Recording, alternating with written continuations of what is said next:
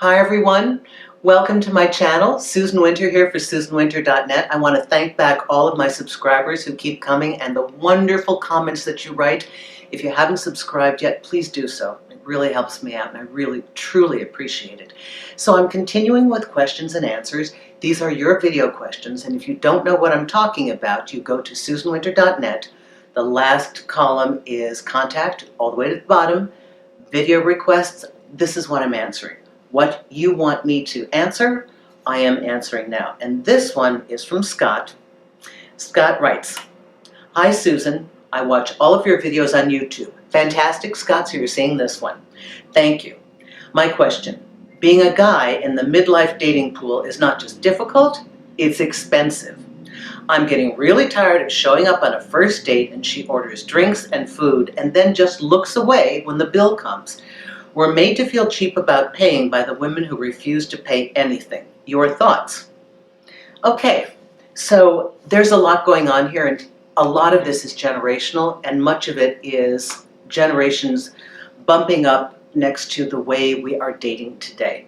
First of all, I do have an answer for you. Let me start with the end of it. And if you guys see me rubbing my nose, there's Nika hair all over the place. She's shedding here. So I think that when you're in a middle age,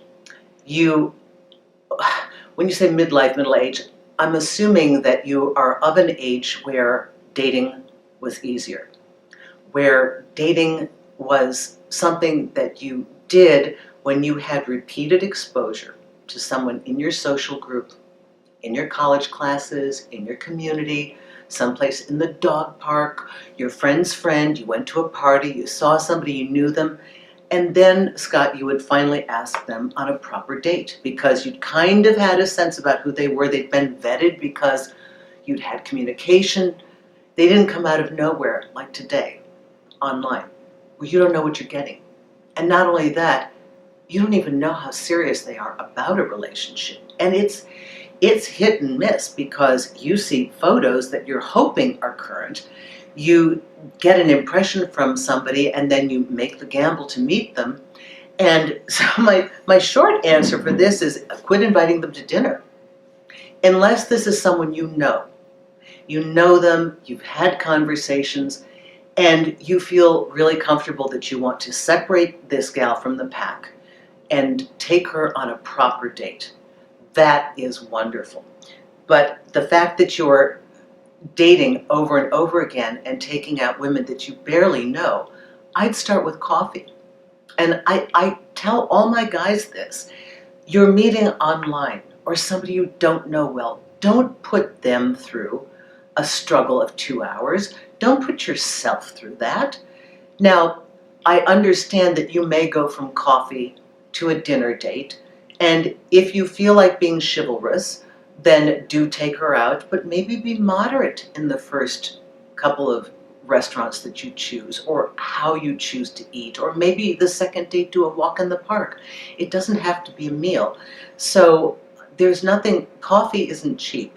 I think having a cup of coffee with somebody, like a girl who's skittish, I always tell my guys to have it mid-afternoon on a weekend. She feels secure. A lot of women are concerned about going out and having a drink. They know that maybe a man will try to ply them with a lot of alcohol, and especially a drink where it's like, hey, I don't get off work till 9:30 or 10. You want to catch a drink then? Most women are very cautious about that because it's like, oh, it's so late. You know, is he going to try and get me over to his hotel or his bedroom or whatever? So there's no right or wrong answer. There are younger generations who automatically split. There are older generations where the man takes the lead and does the protocol of paying.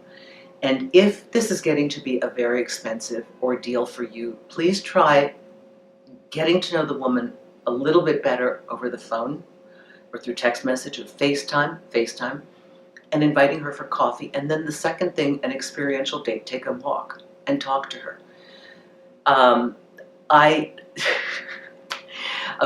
So I have this wonderful friend, Dayton, and he told me, and these are some very, very successful men. I think the time period was, he told me this something like the late 90s, that his friend had finally decided to get married because he tabulated what he spent. he was a, really successful bachelor, right? No, kind of a world traveler and kind of a jet set guy. And I think it was 98 or 99, he looked at his expenses and realized he'd spent about $450,000 on dating women. He decided to get married because it would be cheaper. As time has passed, we have all learned that that's not the case for this poor man. He got stuck twice.